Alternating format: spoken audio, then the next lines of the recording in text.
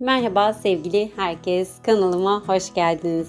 Bugün hep birlikte atık şişelerden safari hayvanlarının desenlerini cam boyama tekniğiyle çalışacağız. Gördüğünüz gibi hemen şişelerimiz var. Boyamız, karbonatımız, cam boyarken olmazsa olmaz malzemelerimizden biri karbonat. Hemen küçük bir kabın içerisine beyaz boya alıyoruz. Karbonatla karıştırıyoruz. Ben şimdi bunu yapma sebebim astar. Tabii ki camımızı boyamadan önce astar yapacağız. Beyaz yaparsanız çok daha iyi olur astarınızı. Ne renk yapacaksanız boyanızı netlemiş olursunuz. Aynı taş boyamada yaptığımız gibi camımızın da önce zemin boya rengini netlememiz gerekiyor. O yüzden beyaz en güzel renk.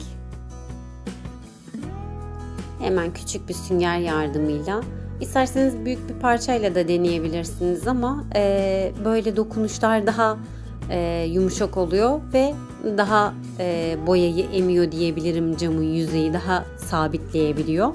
Akmıyor üzerinden.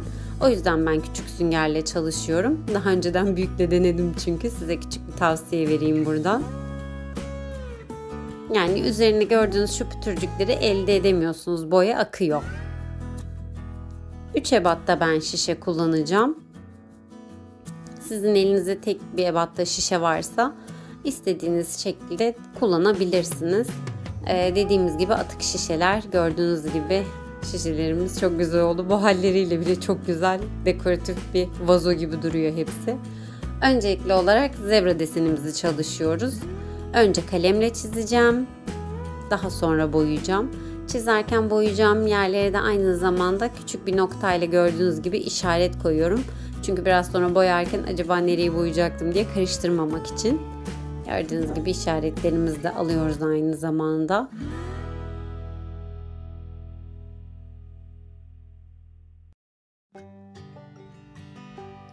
Kalemle çizerseniz çok daha rahat ilerlersiniz. Hem nereyi boyayacağınızı bilirsiniz, hem deseniniz dağılmaz. Hemen bir fırça yardımıyla boyamaya başlıyorum. Yüzeyimiz tabii ki camı boyamak için içine koyduğumuz karbonattan dolayı birazcık pütürlü. Ama yine de boyamakta asla zorluk yaşamıyorsunuz. Sadece dikkat etmeniz gereken en önemli şey astarınızın kurumuş olması. Üzerine çünkü tekrar boya sürdüğünüz için dağılabiliyor. Ama ben kuruduğu için hiçbir sorun yaşamadım boyarken. Desenimiz belli olmaya başladı bile. Bakar mısınız ne kadar güzel? Evet, zebra desenimiz şu anda hazır. Hemen leopar desenimize geçiyoruz. Ben yine siyah ve gri tonlarında ilerleyeceğim. Önce yuvarlak, oval, yumurta şeklinde desenler yapacağız. Bütün şişeyi böyle tam tur döneceğiz. Bu arada gerçekten üzücü bir konu ama her yıl milyonlarca hayvan kürk için katlediliyor. Ve gerçekten bu çok acı verici bir şey. Dünya genelinde kürk kullanımının önüne geçmek için tabii ki yapılan birçok çalışmalar var ama bu çalışmalar oldukça da yetersiz. Sadece bizlerin kendi ırkımız değil, tüm canlıların da doğaya karşı sorumlulukları olduğunu bilmeliyiz ve unutmamalıyız bunu kesinlikle. Tüm insanlığın bir an önce hayvanlara ve doğaya olan sorumluluklarını hatırlamasını ve bu utanç tablosunu ortadan kalkmasını dilerim bütün kalbimle. Ve biz de elimizden geleni lütfen yapalım. Aynı zamanda çalışmamıza da devam edelim. Gördüğünüz gibi kenarlarına siyah kesikler ekledik.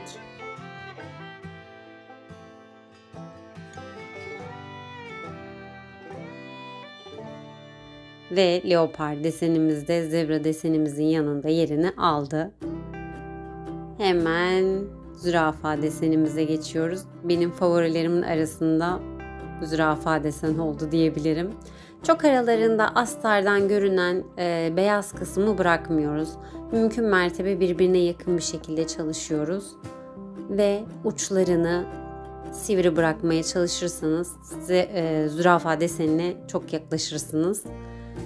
Burada da dediğim gibi tek bir çizgide ya da bir şekilde kalmanıza gerek yok. Sadece şekiller birbirini takip etmeli. Aradaki boşluklar hemen hemen aynı hizada olmalı. Onun haricinde zaten desem dinamo taşı gibi birbirini takip ediyor.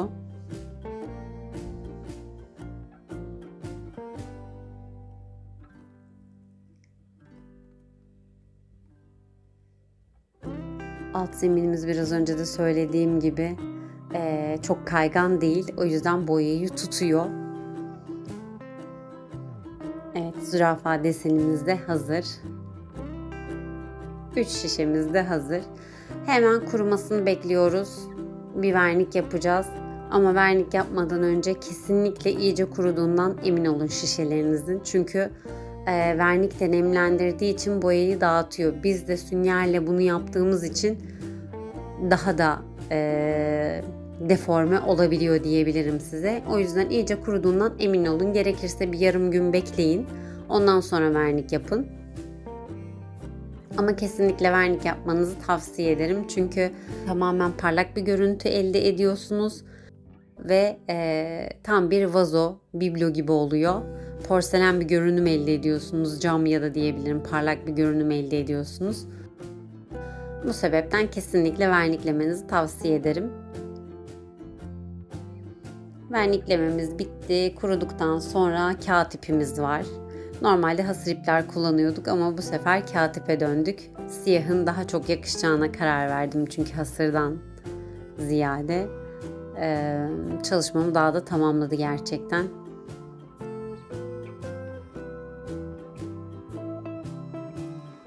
Ara ara yine silikon sürüyoruz sabitlemek için ipimizi.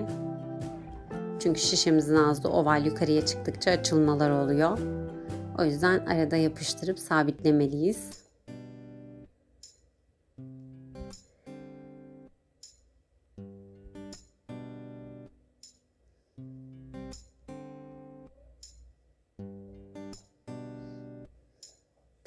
Aslında kağıt ip de ben ilk defa kullanıyorum çalışmalarımda ama kullanışlı bir malzeme.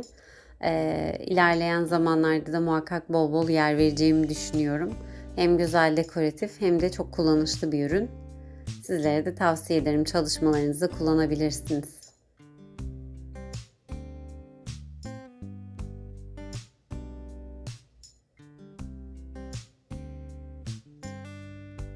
Zebra şişemizin ağzı hazır. Tamamladıktan sonra hemen zürafa desene geçiyoruz. Zürafa desenin tam ortasında boşluğu var. O yüzden zebra desen gibi tam olarak ağzını kapatmayacağım. Sadece ortasında bir böyle geçiş yapacağım.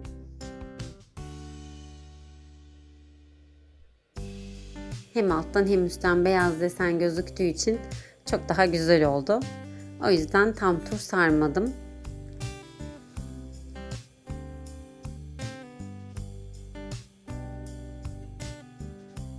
Zürafa desenimiz de hazır.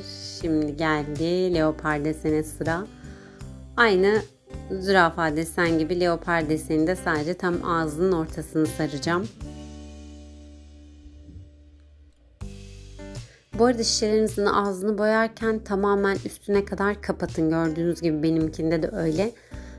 Yani içine bir şey koyduğunuz zaman dışarıdan sadece şişenin beyaz olduğu gözükürse çok daha güzel temiz bir görünüm elde edersiniz.